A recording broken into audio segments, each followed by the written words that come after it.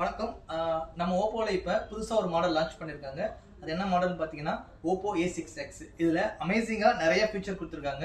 அதில் first feature என்னன்னு பார்த்தீங்கன்னா கேமரா. அதில் 50+2 MP கொடுத்துருக்காங்க. இதனால சூப்பர் குவாலிட்டியாகவும் சூப்பர் கிளாரிட்டியாகவும் நம்ம ஃபோட்டோஸ் அண்டு வீடியோஸ் கேப்சர் பண்ணிக்கணும்.